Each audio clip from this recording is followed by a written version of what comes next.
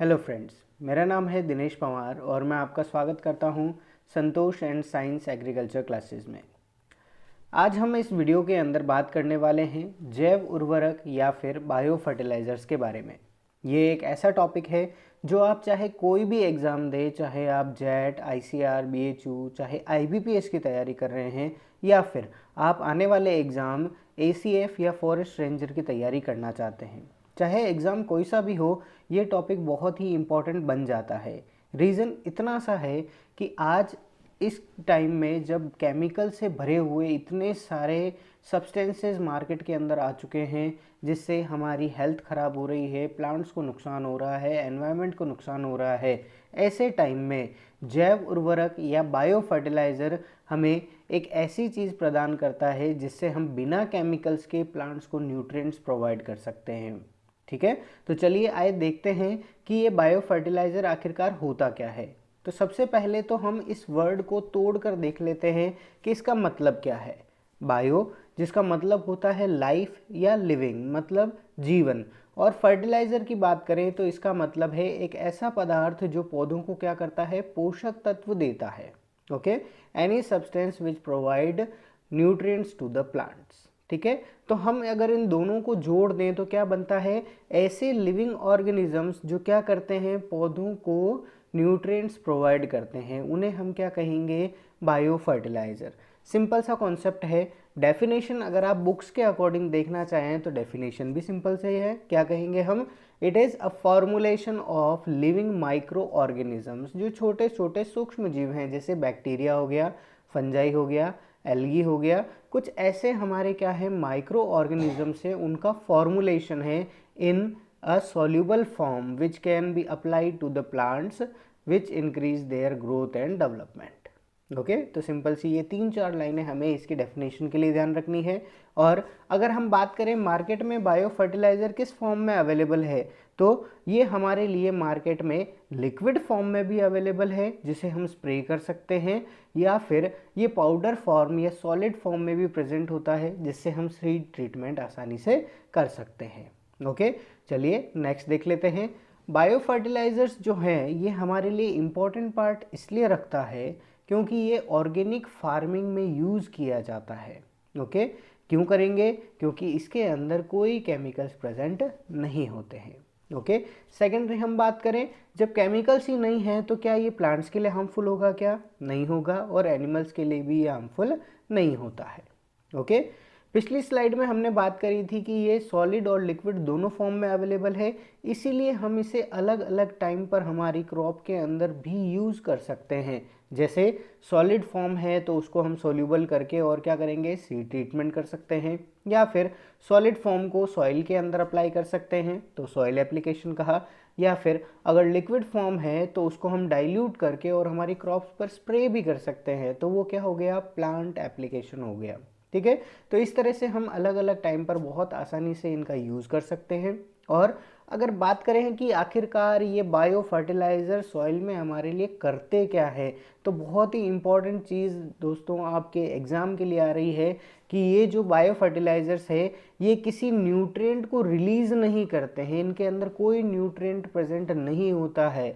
ये क्या करते हैं कि सॉइल में ऐसे न्यूट्रिएंट्स जो पहले से पड़े हुए हैं या फिर जो इनऑर्गेनिक फॉर्म में, या फिर हम कह सकते हैं ऐसी अनअवेलेबल फॉर्म में पड़े हुए हैं जिसको पौधा यूज़ नहीं कर सकता, उसे ये क्या करते हैं, ये अवेलेबल फॉर्म में कन्वर्ट करते हैं। ठीक है, या फिर हम दूसरे शब्दों में कह सकते हैं कि जो ऑर्गेनिक फॉर्म है उस ऑर्गेनिक फॉर्म से इनऑर्गेनिक फॉर्म में कन्वर्ट करते हैं, मिनरलाइजेशन करते हैं।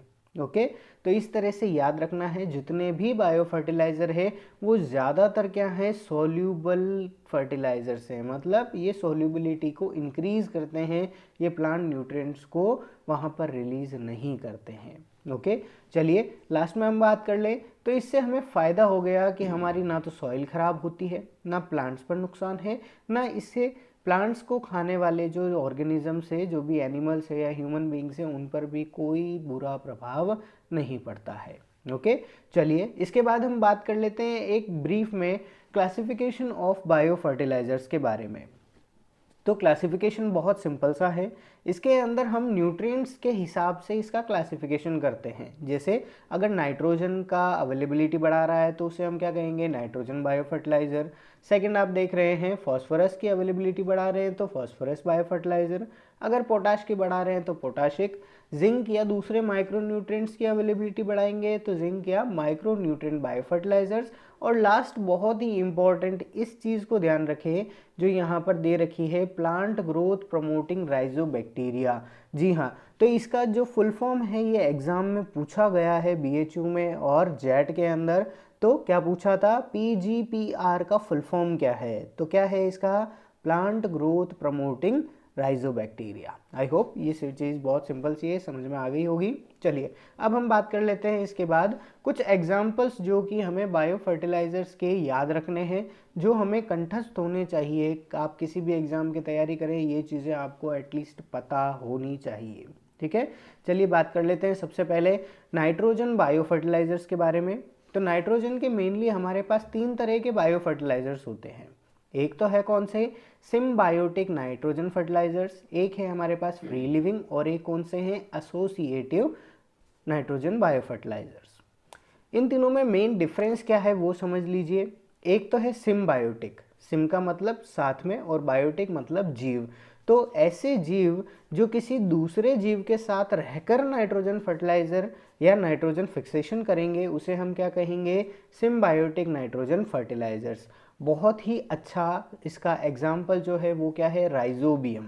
ओके, और दोस्तों आपको पता होगा राइजोबियम जो है वो क्या करता है, लेग्यूम प्लांट्स की रूट्स के साथ रहता है और फिर ये नाइट्रोजन फिक्सेशन करता है, इसीलिए हमने इसे क्या कहा, symbiotic nitrogen bio fertiliser. Okay, second हम बात करें कौन सा दे रखा है, ब्लू ग्रीन एल्गी, या इसको हम बीजीए या साइनोबैक्टीरिया भी कहते हैं।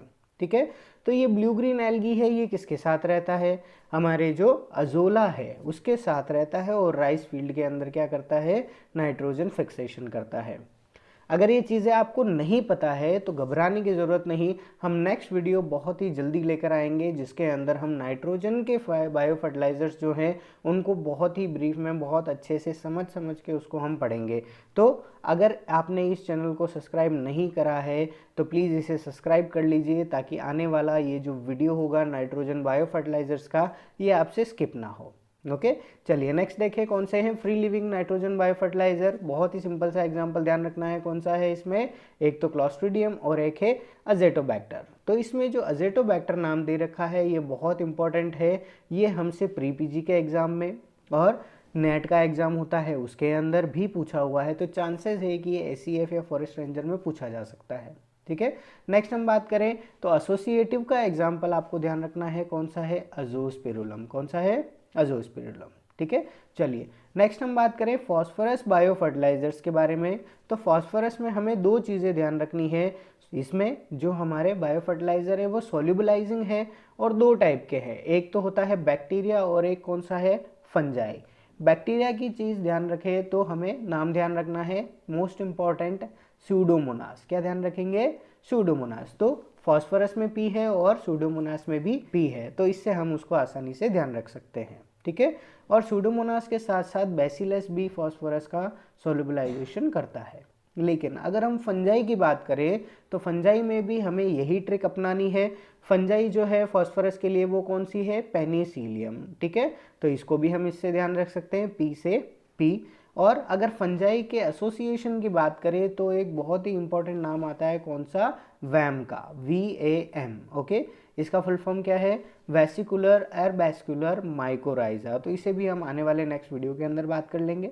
ठीक है, उसके बाद बात करें पोटाशिक बायो फर्टिलाइजर्स की तो वो कौन से हैं, एक तो है हमारे पास बैसिलस और एक कौन सा है, एसिडोथायोबैसिलस। तो ये एग्जाम्पल बहुत इंपॉर्टेंट है, एसिडोथायोबैसिलस। ये अभी तक किसी एग्जाम में नहीं पूछा गया है तो चांसेस है कि इसे पूछ लिया जाए। ठीक है, तो इसे याद रखिएगा।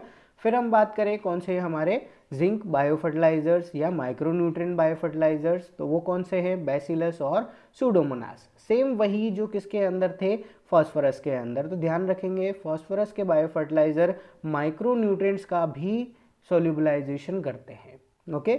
और लास्ट हम बात कर ले हमारे PGPR के बारे में, तो कौन से हैं, प्लांट ग्रोथ प्रोमोटिंग राइजोबैक्टीरिया। तो इसका एक ही एग्जाम्पल है जो एग्जाम में पूछा जा सकता है, वो कौन सा है, सूडोमोनास फ्लोरेसेंस। कौन सा एग्जाम्पल है, सूडोमोनास फ्लोरेसेंस। तो ये एक टेबल है, आप इसका स्क्रीनशॉट ले सकते हैं, आप इसे लिख भी सकते हैं और इसे अच्छे से याद कर लीजिए, आपके एग्ज़ाम में ये 100% काम आने वाली है।